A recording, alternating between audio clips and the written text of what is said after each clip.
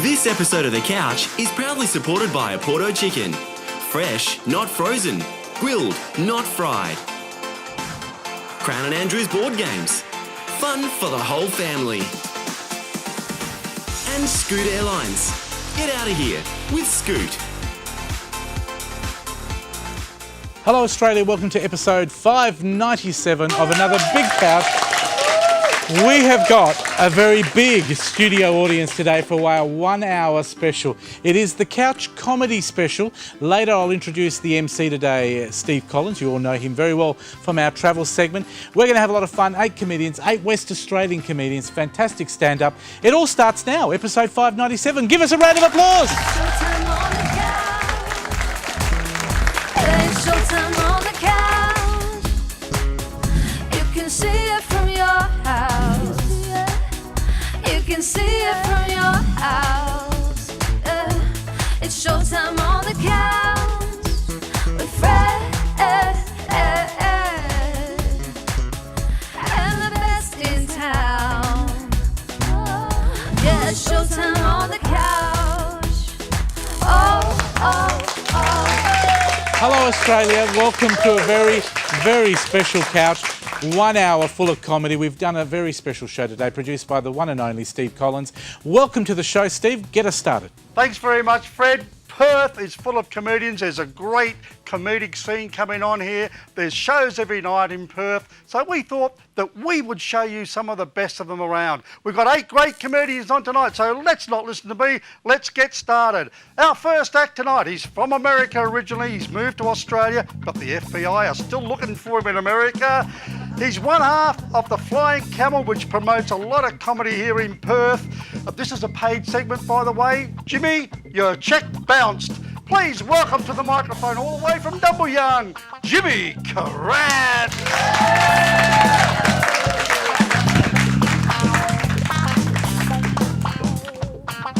Thank you very much, ladies and gentlemen. So Australia is a crazy place for me. Recently had a run-in with a Reclaim Australia guy. He called me the worst, most terrible word I've ever heard, the C word. That bastard called me a Canadian. And then he followed it up with saying, "You immigrants come here and steal jobs from Australian workers." I said to him, "Hold on a second, I ain't never stole nobody's job from nobody. Ever since I got my citizenship like 8 years ago, I've been on the dole." He was not that impressed. I am a bit of a fish out of water here in Australia, even after being here for as long as I have. Recently took my 8-year-old daughter down to the beach, and who goes with us but this 10-year-old kid, Jono, who thinks he's her boyfriend. I do not like that kid. He's got dirty thoughts. But luckily, karma got him, because as soon as we got down to the beach, he got stung on his leg by a jellyfish. Yeah, and we didn't have any vinegar. So it turned into one of those awkward situations where you don't know if it's going to be weird or not to pee on him. I assure you, it was not weird for me. But he kept screaming, "Jimmy, Jimmy, stop! You're burning my eyes!"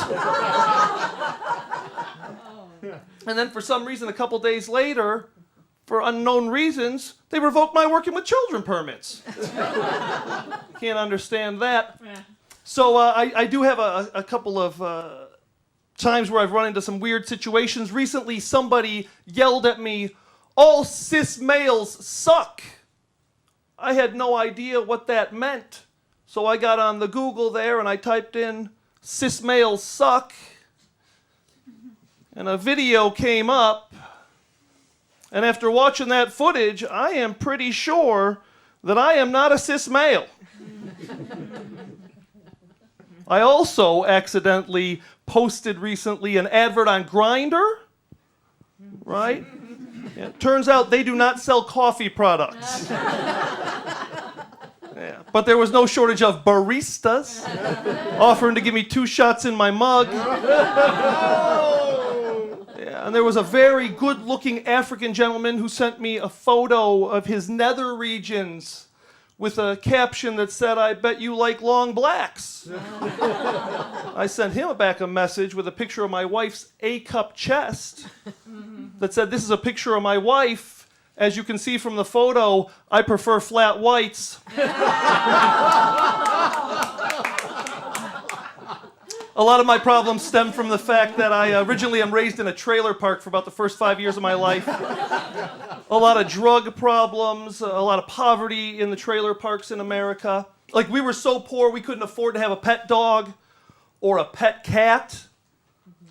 I had to have a pet rock, which was great until my mom smoked the whole thing. Never been a big drug user myself, but when I was 18, I had a pot brownie. And anybody who's ever had one of those will tell you that that pretty much makes your brain explode inside your head and you don't think straight. And I, after having that thing, just was so thirsty for milk. And I looked at my parents' refrigerator and there's no milk. So I got an idea. I decided I'm going to go down to my Uncle Dane's dairy farm and find milk down there. But I got down there and I couldn't find any milk. But I found a cow. And I thought to myself, Jimmy, I think you can suck the milk directly out of that cow.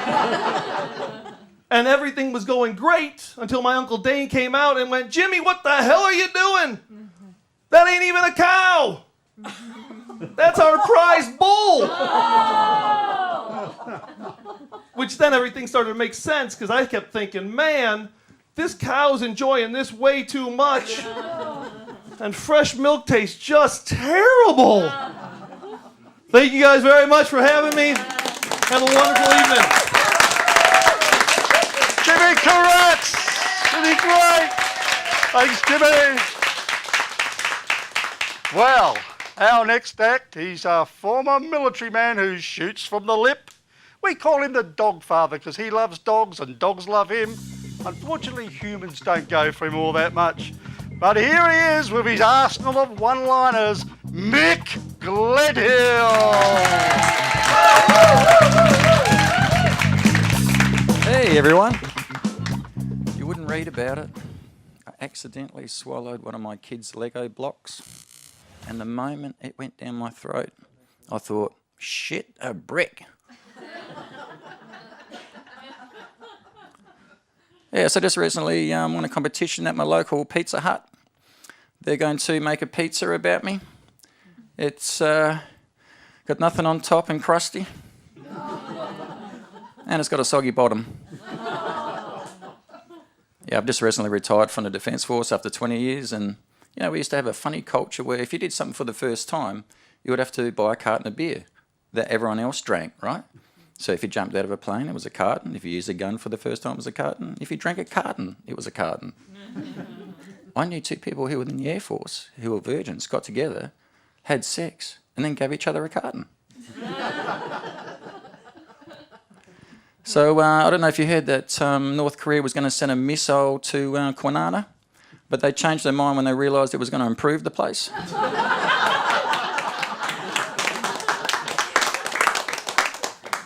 So when I left the military, I just said to my missus, look, I just want to get away from it all. I want to go and live off the grid, you know, somewhere like Adelaide. I love catching up with my veteran mates. That one day of the year, we like to get dressed up and march up the main street with pride, you know, Mardi Gras. And I found it really hard getting work when I got out of the army. I'm only trained on cleaning toilets and guns, and the only job offer I got was with some company called the Hells Angels. But I ended up getting a job as a barista. That didn't last very long. I ended up getting the sack from that. It was just over a minor mix-up between decaffeinate and defecate. Yeah, so I've been working for my missus on the side. Like, she's got a business where you get your mobile phone fixed and your anus bleached at the same time. Yeah, she said every customer leaves with a new ringtone. Yeah, she's only charging a carton. I love it when couples have pet names to one another, you know, pet names that are related to food. So I have a mate who calls his missus Honey, she calls him Cupcake. And then there's my missus, she calls me 2-minute Noodle.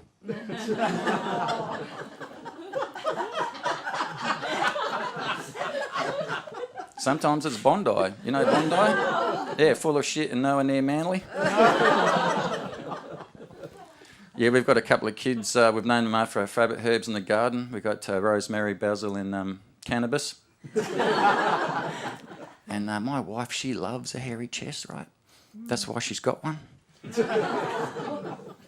Yeah, so the kids want to get a tattoo, and I said, look, don't make the mistake I did. In the 90s, I got a tattoo of Ginger Spice, right?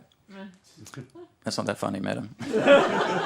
Anyway, that tattoo has changed so much now, people ask me, why the hell have you got a tattoo of Donald Trump? Yeah, I caught my son, he's like 6 years old, he was having a wee, and to my amazement, he then wiped his willy on my towel. And I'm like, hey, you can't do that. Use your mum's.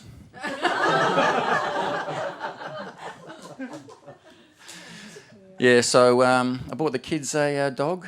I think it's really important that we get kids to learn empathy and compassion through pets. And I got our dog on a stand-up paddleboard for the first time.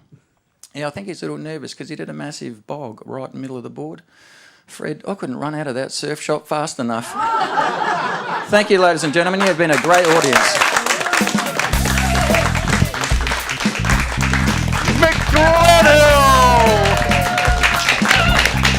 We'll be right back after this. We've got 3 more comedians after the break.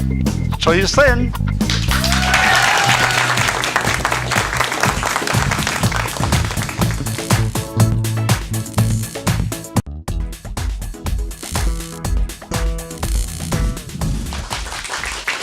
Welcome back. I hope you've enjoyed our first segment. This is The Couch. For those people who've just joined us, it is The Couch from Perth, from Side Studio here in Leederville. Thanks for your company on Foxtel, and if you're watching us on the Facebook page as well, thanks for watching us. Now, don't forget, you can always go to our website, thecouch.com.au, with all the details. If you missed this, you can watch it again if you're watching it on TV. Time now to continue with another 3 fantastic comedians, and as always, over to our biggest joker of all, Steve Collins. Thank you, Fred. Thank you very much. Yes, we've got another 3 great comedians coming up. The first one is a comedian. His name's Adrian. He's from Croatia. Incidentally, our director is also called Adrian, and he's from Croatia, which means that Adrian is the only boy's name they have in Croatia. The A's take up 7/8 of the Croatian phone book. But here he is. He's a great guy. He's the best-looking bloke in the studio right now. Adrian Ellerberg. Thank you. It's good to be here from Croatia. Thank you. I was reading the paper today. I saw an article that said that Coles, the supermarket Coles, is facing a $1 million lawsuit after one of its elderly employees fell off a stool and slipped a disc in her back. Yeah, it's very sad. Witnesses claim that she was down, and staying down. No, please, no.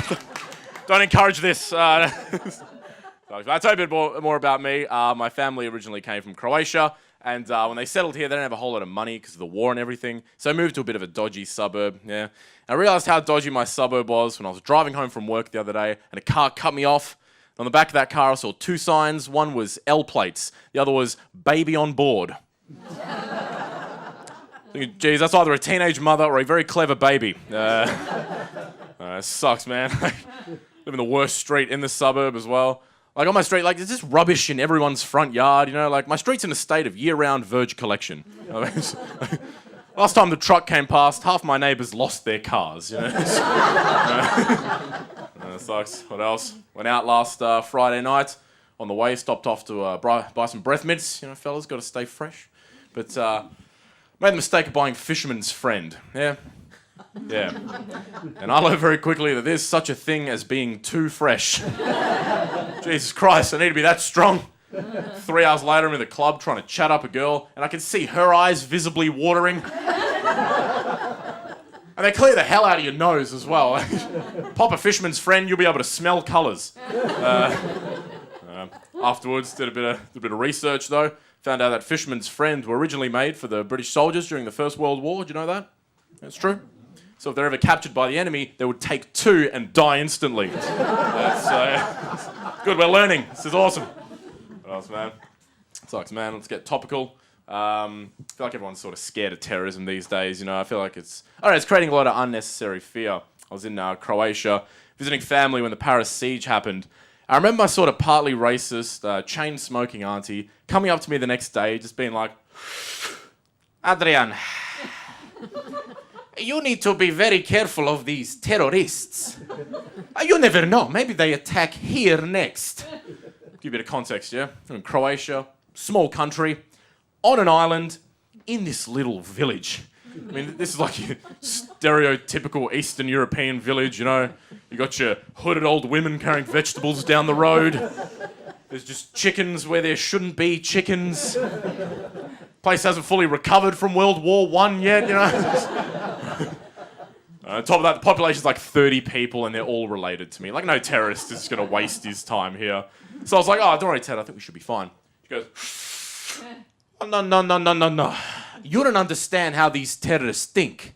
They bomb trains. They bomb planes. They attack the major transport. It's like, what are they going to do here? Bring down a donkey?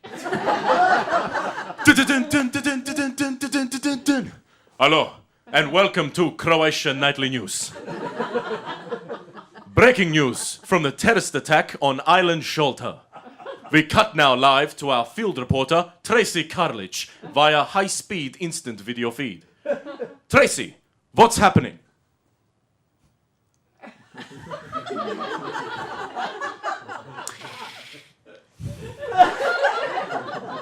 Yes, hello, Eva.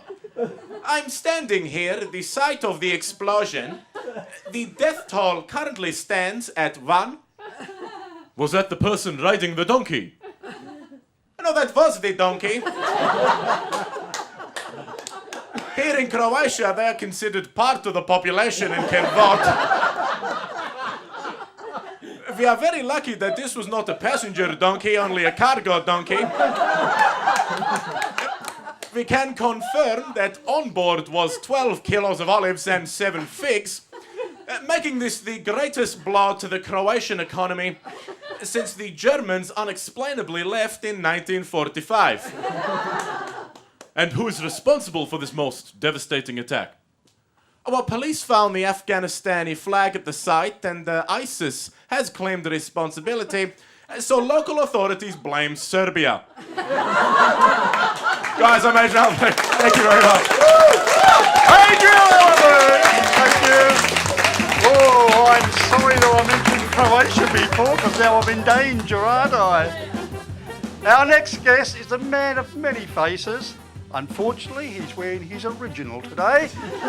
But he is another guy in Perth who promotes a lot of comedy. He's been around for a while. It's Jeff Stainton!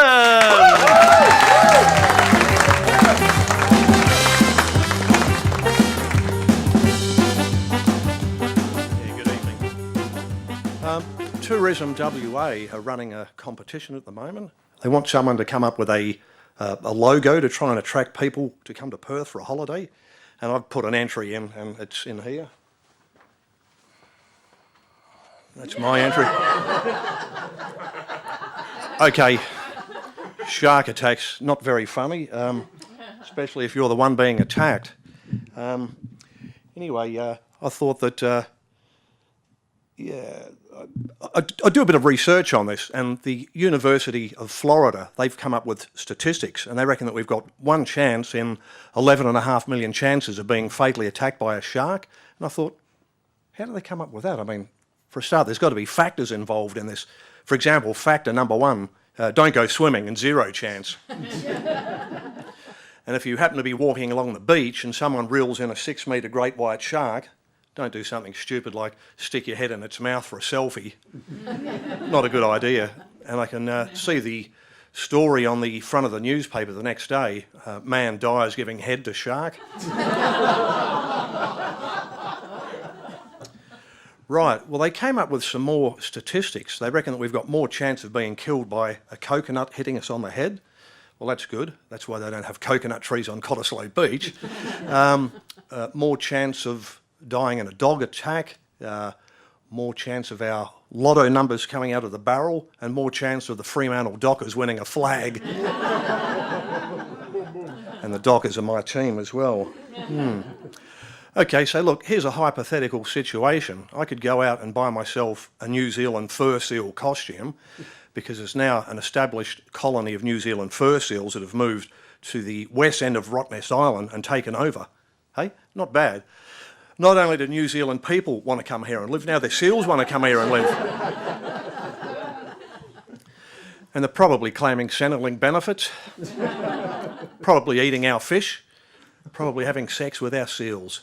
Oh, my goodness. Oh, and just before I move on, this is how you can identify one of these New Zealand fur seals. They've got a distinctive mark on their body, and I've got an illustration of that.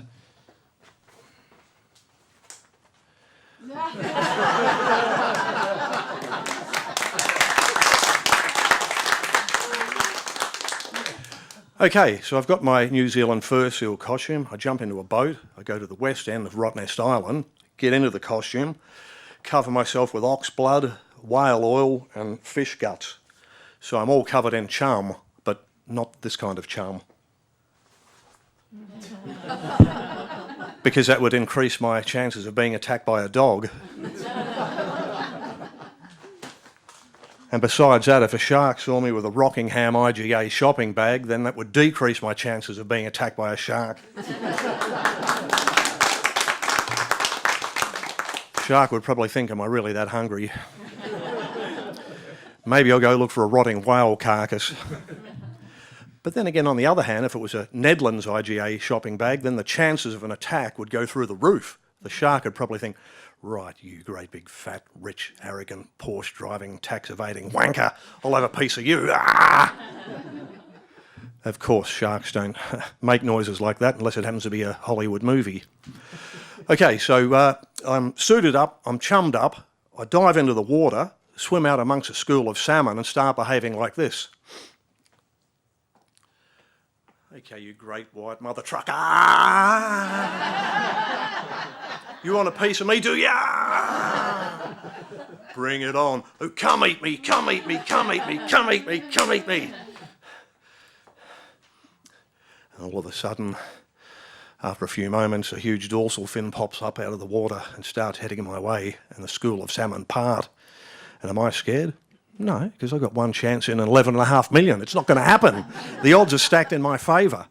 Anyhow, it's getting closer and closer, and then I'm starting to get a bit scared. It turns on its side, it opens its mouth, and I think, this is it, I'm gone.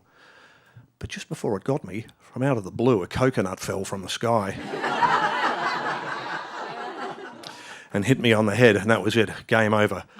They were right. Look, I've got to check my lotto numbers. Maybe I've won. Thank you. I was Jeff Stainton. Thank you, Jeff Stainton. Thank you very much. Our next performer, oh, she's a sweetheart, you know. Butter wouldn't melt in her mouth. Lead does because she doesn't eat butter. Please welcome to the stage, Lucy Ewing.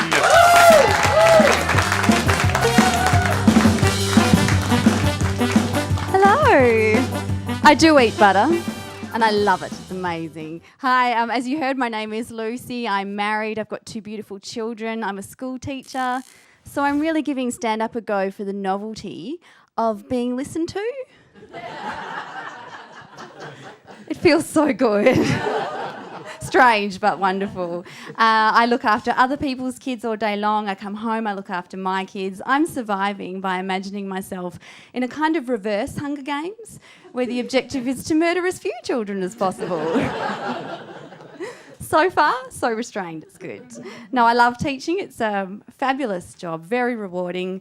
But I've been thinking about a career change just recently. I think it's a very natural progression to go from being a high school English teacher to a Victoria's Secret lingerie model.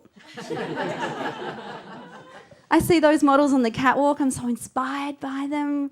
Just the way that they're able to cram all of their pubes into those tiny knickers. Wow, that's talent. That is talent. Now, I am a very ordinary person, as you can see. You know, I'm middle-aged, middle class, quite an interesting ethnic background in that I have a European father and an Asian mother. And I like to think that being Eurasian makes me kind of intriguing. I just feel that we Eurasians have a certain je ne sais quoi.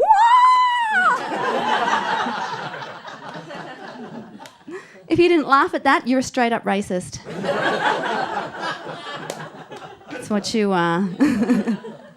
I've been hearing a lot lately, I don't know if you've heard this, a sentiment that is along the lines that feminism is obsolete, we don't need it anymore, there's no more sexism, so we can just get on with our lives. I don't agree, and I think it's largely because there are still sentences that I'm very happy to hear coming out of my son's mouth that I just don't want to hear from my daughter. I'll give you an example. If our family is sitting down to watch Formula One Grand Prix, and my son looks up and says, I hope that's me on that podium one day. I think, yes, go son, you want a challenging career working with cutting edge technology, the thrill of competition. Yes, fantastic. But if my daughter looks up and says, I hope that's me on that podium one day, what's her ambition? To wear hot pants. Not the same. I mean, if she's very lucky, she might get to watch her brother chug champagne out of a shoe, but no, not the same at all. And cereal ads, the same. If my son is watching a cereal ad and he says, I hope that's me one day, he means he wants to be an Iron Man and he's going to be swimming and he's going to be running and he's going to be scoffing all the cereal to give him the energy to do all the things. Yeah, amazing. If my daughter sees the same ad and says, I hope that's me one day, what's her ambition? To stand in the kitchen with a cardigan around her shoulders, shaking her head indulgently as her brother scoffs all the cereal. It's not the same, is it? I hate those mums on TV ads. They're all like that. They're standing in the kitchen with their cardigans. I think the medicine ads are the worst. You know, the ones, when my child has pain and fever, I want fast, effective relief. So do I, and that is why I have soundproofed my wine cellar. Thank you. So I mentioned that I'm middle-aged. I turned 40 earlier this year, and I'm finding, you know, life is changing. I'm not really a nightclub person anymore, although I did go recently for a girlfriend's birthday, and you know what? I had a delightful time. It was lovely. One awkward moment, though, when the DJ got on the mic and he said, I want to hear everybody make some noise. And I went,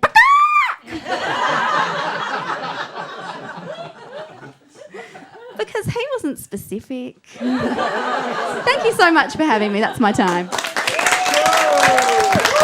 Lucy Ewing. Thank you so much, Lucy. Thank you, Jeff. Thank you, Adrian. We're going to take a break right now and we'll be back with a couple of great comedians. Stand by.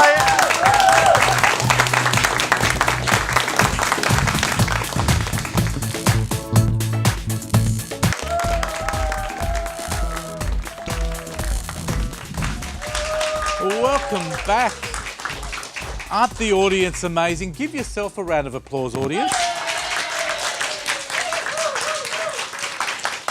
I thought we might as well take a chance of getting a good round of applause because probably not going to get one for this next act. He's actually Mr. Travel. He's actually Mr.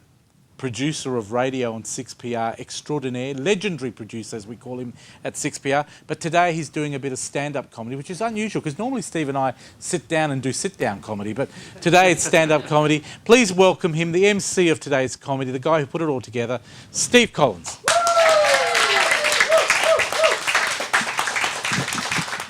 Thank you very much, Fred. Thank you very much. Look, when you look at me, it's hard to believe that I used to be a professional model. It's true. I mean, but I always used to play the before in the before and after ads, if you know what I mean. And I got one gig, and this is a true story, by the way. I got one gig where I was to be a sumo wrestler. Now, I don't understand why they chose me because I'm bald, you see, and sumo's very hard. You've got to have the top knot. But anyway, they chose me, and it was a still shoot. It wasn't a TV commercial. And so I rolled up and I found out that I was only going to be shot from below and behind, which was fortunate for the client because that's actually my best side. And starting that day was a makeup artist. It was her first day. It was her first ever gig. And her one and only job was to shave my bum because it was too hairy, apparently. Sumo wrestlers have very, very smooth bums, apparently. So the poor girl, she's down there with got the shaving cream and the razor, and she's going out, and she said, "Oh, I didn't think my first day I'd be doing this." And I said, "Hey, listen," I said, It is your first day. You know what happens? You always start at the bottom. So anyway, she continues on and she does a great job, and finally the director agrees that my butt is as raw as he wants it to be. So she came up to me and she said, "Gee," she said, "did I do a good job? Was that comfortable?" I said, "It was pretty comfortable, but I'm afraid that you poisoned me." And she said, "How did I poison you?" I said, "Well, you gave me arsenic, didn't you?"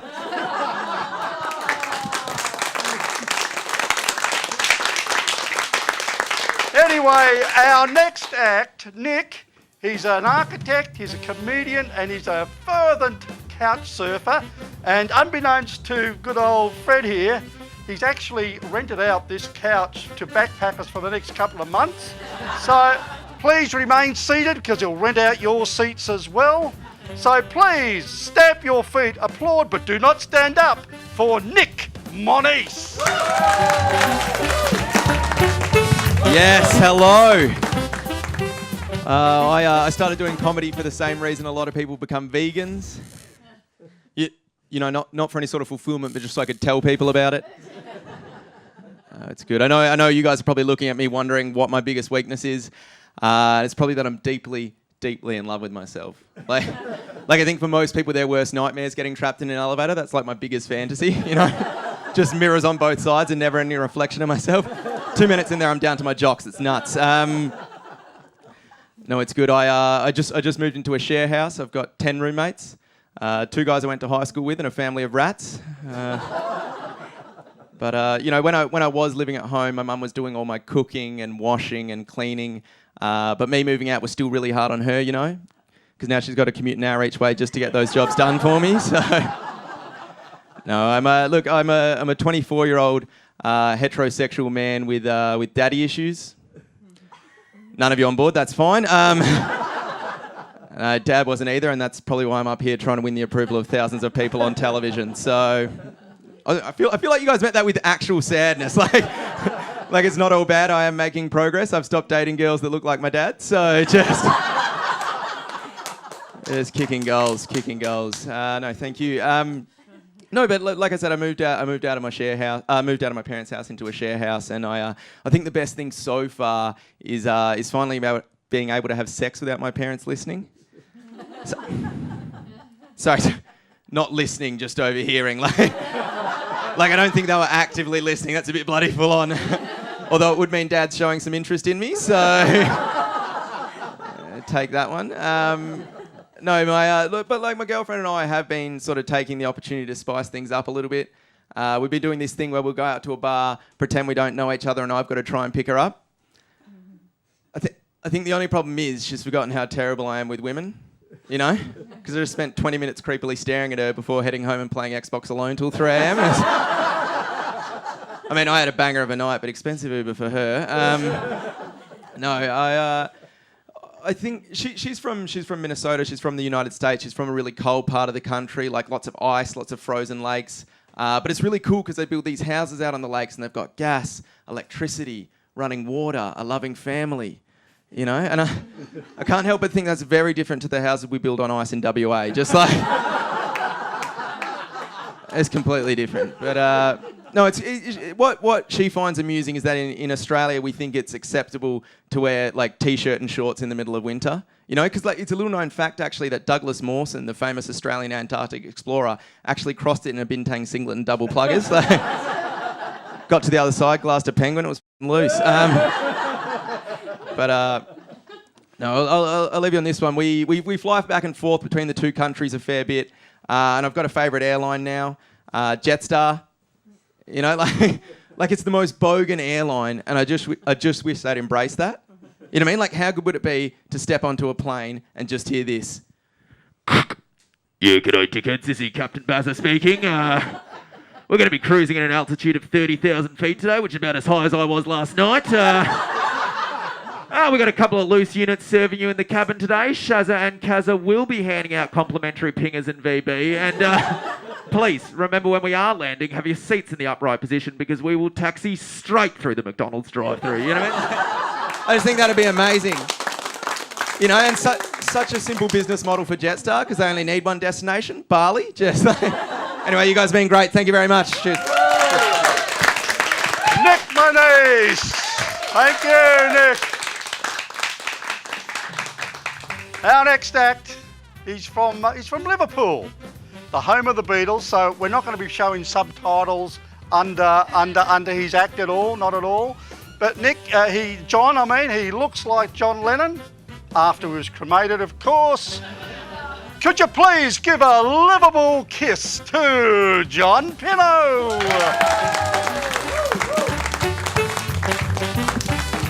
Thank you, Steve. Thank you. Hello, everybody. I've just become a father for the second time. I know what you're thinking. No, who slept with him? Twice. My little girl, she's losing her baby teeth, so she looks like a little meth head. Even the tooth fairy's scared of her. Just leaves the money, doesn't take the teeth. Just gets out there.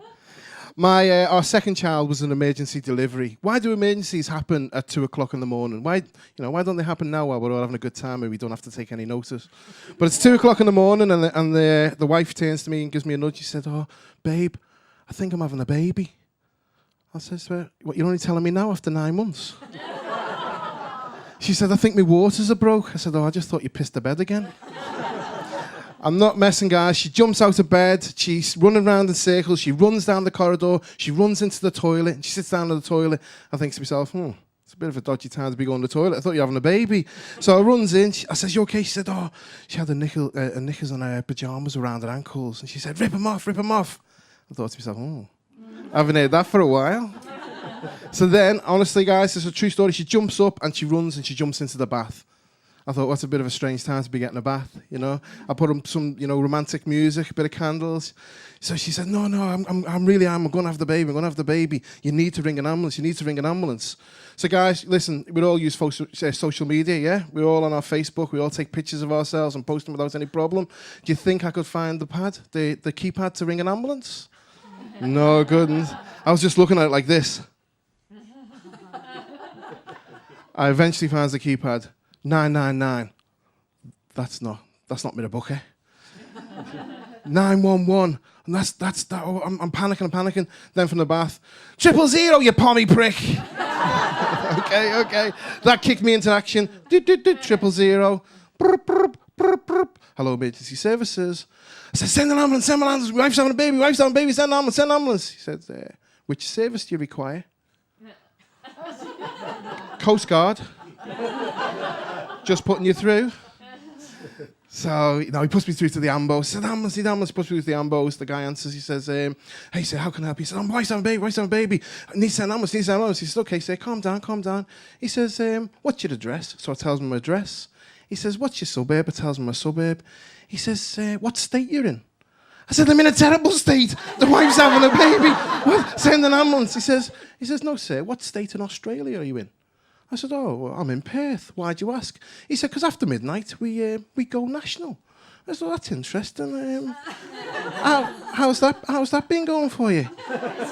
He said, I've been doing it for about 2 years now. Do a lot more nights. But, the wife enjoys the penalties. And again, the wife shouts, for sake, I'm having a baby here. Get me an ambulance. He said, the ambulance is on the way. And I kid you not, he actually asked, is the baby not there yet? And the wife shouts, do you think I'm a superhero? I think I'm a superhero. So, we're in the bath. You can picture this. He says to me, he gives me a piece of advice. He says, when the baby's head starts to appear, you're going to have to support the head. Now, okay, I was panicking a little bit, and the way I remembered it, I was very calm, very, controlled. The wife says, no, you were crying like a big baby, and you were like, oh, we're going to have a baby. So anyway, the little baby, she says, I've got to push. So she pushes, and his little head pops out, and I start singing, baby's head, baby's head. It's the only way I know to support it, to be honest. And and my favourite colour, my team colour is blue, and his head was blue, so it went together. Anyway, she was like, okay, I'm going to push. She said, I said, do you remember those classes we went to? She went, no, you didn't go to them. I said, oh, that's why you need to remember them, to be honest. She said, okay. I said, you need to push. So she pushed, and his little arms and his upper body come out. And she said, I need to push again. And then she pushed, and ladies and gentlemen, he flew out like a slippery eel. He went round the plug 3 times. Now, we're not too sure whether he hit his head on the tap, but he has got a little H just there. And happy days. He was all good. He's like a slippery eel. So anyway, anyone ever tried to pick a barramundi up when you caught a fish? Like 4 hands trying to catch this fish. We eventually managed to get hold of it. We lifted it up into the air. It was like a scene off The Lion King. It was like, but the placenta was still attached, and it was more like, hey. We had a beautiful little baby boy, guys, so it was all good. So thank you very much. Have a great day. Have a great night. John Pinot, thank you very much, John. Thanks, Nick. Well, we're back after the break with more comedy.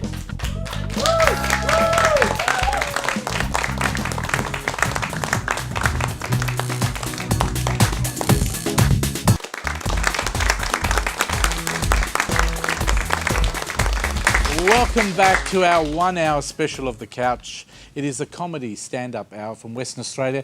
Thank you to Steve Collins. He's hosted a great group of comedians. It's been wonderful to have them here today. Have you enjoyed it, audience? Yeah! Well done. Over to you, Steve. Thanks very much, Fred. Our final comedy act of the night. It's Nick and Frankie. Frankie Rooster is an ex-teacher. He looks more like a bare-shanked screech owl than a rooster. Nick the Noise is a human sound effect. He comes out with all these incredible noises. He's an ex-bikie, and I'll tell you what, some of those noises even come out of his mouth. Nick and Frankie.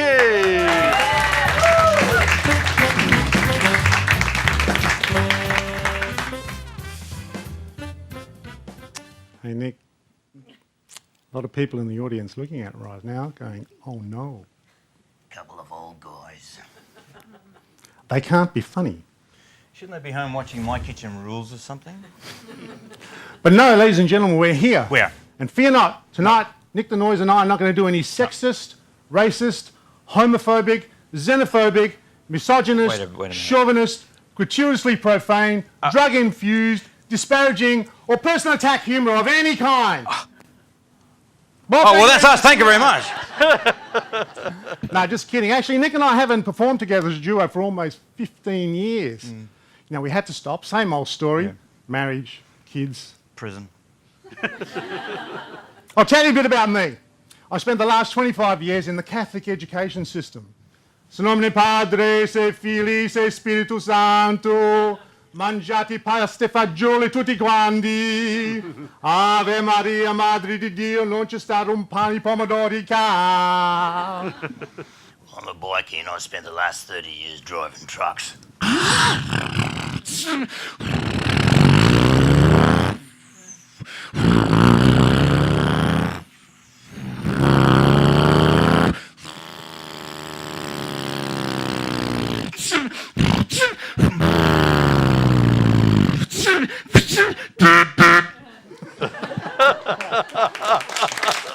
Oh, no, please don't stop. What are you doing? As you can see, my friend Nick the Noisy is not very normal.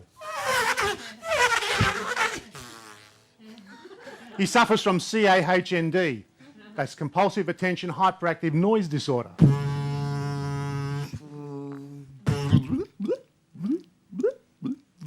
Basically, that means he can't go very long without making a noise. Well, that's not true. You want to bet? A plane!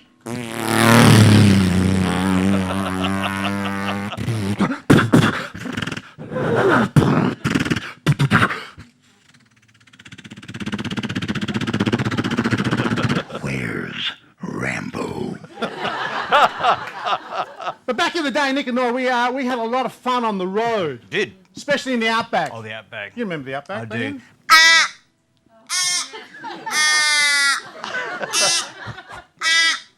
Hey, Frank. Yeah? Do you remember that time you had the conversation with that crow on that power line? No, not really. Derby, up at Derby. Oh, Derby, yes, of course. Amazing. I looked up at that crow and I said, hey, crow! Does the heat bother you? Nah. Hey, crow! Do the flies drive you nuts? Nah. Hey, crow! What? What's your position on the global financial crisis in relation to the devaluation of the American dollar and the usurping of the Chinese yen as the new dominant world currency? I'm a bird, not an economist. Just I'm going home. We have a lot of musical numbers in our show, ladies and gentlemen. We like to do a medley of our hit. It's a song. One for the money, a two for the show, a three to get ready and bless my soul. Come on. You've heard of Elvis the Pelvis, right? This is Nick the Dick right over here. We have a lot of adult content in the show. We recommend the parental guidance system for viewing the remainder of this material. Mummy, help me. Don't worry, sweetie. Uncle Rolf will be babysitting you tonight. Yes. We also got a Japanese love song we like doing entitled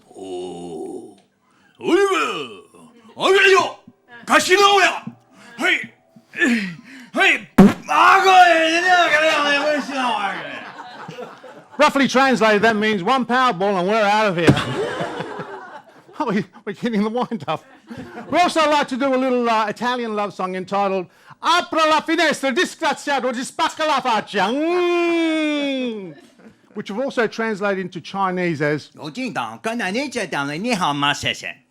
That song is currently racing up the charts in Naples and Shanghai as we speak. Now, to finish off here, ladies and gentlemen, tonight we like to take the show into a sort of multicultural vein here. We have a joke that we like to do, which is in the click language of the African Sand Bush people. A joke like... Oh! Oh, those Sand Bush people, they kill me. Hey, Nick the Noise, ladies and gentlemen. Thank you very much. Thank you, you've been a great audience. Nick and Frankie, thank you very much. That's our last act for the night. Please join us in welcoming all our comedians. We've got Mick Gledhill, Lisa Huey, Jeff Staten, Nick Maurice, Jimmy Kuratz, John Kiddo, Adrian Ellerberg, and of course... Steve, just before you thank them, interruption here in programming. Just before we go to the thank you to everybody, by the way. The Couch really thanks you for what you did today. Amazing, amazing comedy. But we've got a little surprise thanks to Scoot Airlines. Steve doesn't know this. So Scoot Airlines is giving away a trip. Well, I'm giving away a trip for two to Singapore. I'm going to pick a number. Frankie, if you can give me a number, or Nick. 12. Number 12 is Heather. Heather, come on up. Come on up. Now, look, come on over, Heather. Now, Heather and Steve are going to Singapore. Heather and Steve are going to Singapore, but I'm going to give another trip, because they didn't expect this, to Claire. Is there a Claire here? Claire, congratulations. You're flying to Singapore as well. Thank you very much. On behalf of Scoot, they're flying from Perth to Singapore, return, obviously. We don't want them stuck in Singapore. They have to pay their own hotel and all that, but you'll get the food on the plane and also your luggage. Thank you very much and congratulations. And I know, Heather, you deserve a great break this year. And thank you very much to Claire as well. You want to say a quick thank you just loudly to Scoot? Thank you, Scoot. Thank you. Big round of applause to Scoot. Thank you, guys. And Right, over to you, Steve. let's get out of here. Thank you very much to everybody. Just before we go, did we thank all the comedians, Steve? We did thank all the comedians. Thank you, everybody. We can thank them again. Thank the comedians. And We thank got Mick, Lucy, Jeff, Nick, and Jimmy, John, Adrian, Nick, and Frankie. well done, and thank you very much. And can I give a big round of applause? Can we big round of applause to Steve Collins, who put this all together, please? He's had an amazing year, and he's stayed focused to this program, and he's committed to it. And thank you very much, and thank you to Heather, his wife, for pushing him along and getting him, supporting him all the way. Thank you very much to Stephen and his wife. Now, just before we go, thank you to everybody. We've got an amazing act waiting to perform for us. His name is Pete Allen. He's all the way from Queensland. Pete, tell me a little bit about your band. Well, today I've got with me Dan on drums. I've got Sam, who's normally our lead guitarist, so he's doing some egg shaker for us today. And we've got Dean, my bass player, as well, doing some backup vocals. Now, you've just finished an amazing tour here in WA, but where to from here? Well, after the tour, we're going to sneak into the studio and just work on some new material or polish up some new material that we had. So we're going to take a little bit of a break from the road, and there will be shows happening, but just a little bit of sort of space around some new songs. Tell me about the influences that affect your music. I gather my influence from all the things around me in the world. I'm a youth worker, so there's like the social influence comes through the work that I do, and inspiring situations and people that I meet, towns that I travel to, like beautiful Western Australia. We've had such a great time here. That's inspiring, so I'm sure that'll come through in the new songs. And tell me a little bit about you guys. You're from Sunshine Coast, is that right? Yes, the beautiful Sunshine Coast in Queensland. We're very lucky to live where we do. Now, I'm holding up your EP, which is called Ripples. Tell me a little bit about that. How long did it get you to put that Ripples together? took about 3 years to get together. It was a collection of 6 songs that kind of all grouped themselves together due to the story or the influence in the songs themselves. And if people want more information, if they want to book you or find out more about you, where can they go? They go straight to my website, peteallen.com. There's an online store there if they want to purchase merchandise, or they can go to all digital stores to find my music. And tonight you're playing us out on our comedy special. What are you performing? We've chosen to play for you Hurdles. It's an inspiring song. It's off the Ripples EP, and we hope you enjoy it. Thank you very much, guys. Look forward to you performing. That is the album, guys. It's called Ripples, or the EP. Thank you to everybody here. Give them a big round of applause. We go out today with Pete Allen and Hurdles.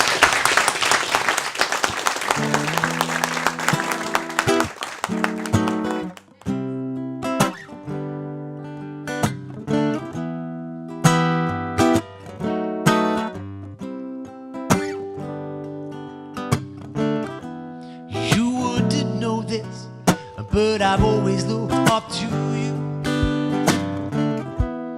hoping I could handle myself under pressure like the way you do. And every time I feel low, all I have to do is think of you. Think of all the things you've taught me without words, but I know it's true. I've gotta lean forward when the wind blows, gotta paddle harder when the river flows, and I've gotta get up when it knocks down, and take a chance even when it comes around. I can make excuses about why I shouldn't do something, or I could live in what-if land, paying rent for things I could have been. Or I could let the fear of falling hold me back forever, diving in. Or I could just do what you do, jump at it and sink my teeth in. 'Cause I gotta lean forward when the wind blows, gotta paddle harder when the wave flows, and I've gotta get up when it knocks down, and take a chance even when it comes around.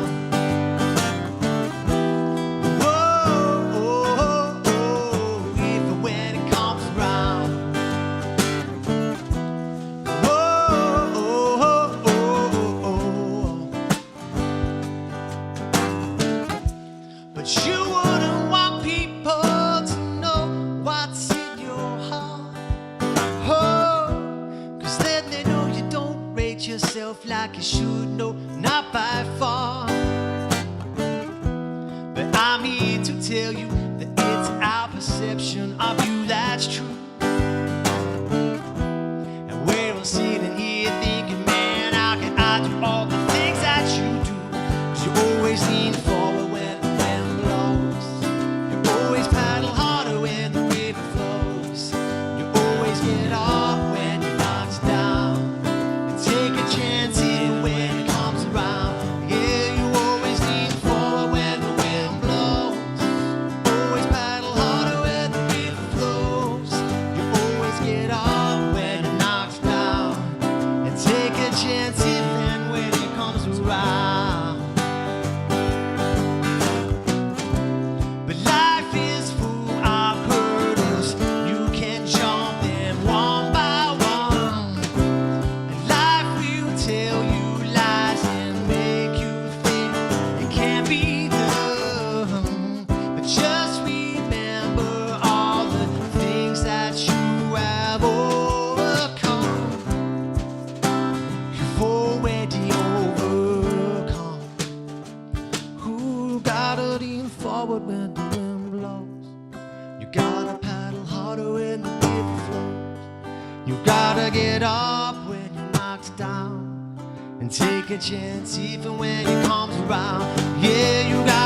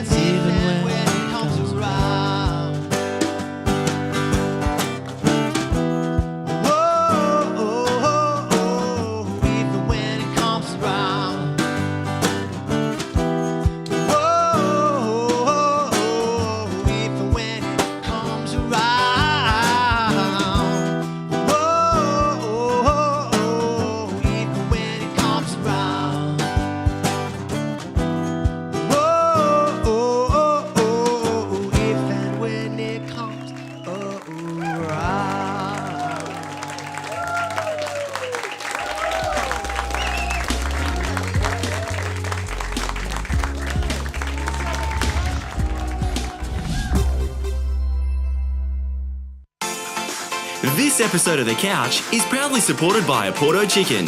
Fresh, not frozen. Grilled, not fried. Crown and Andrews Board Games. Fun for the whole family. And Scoot Airlines. Get out of here with Scoot.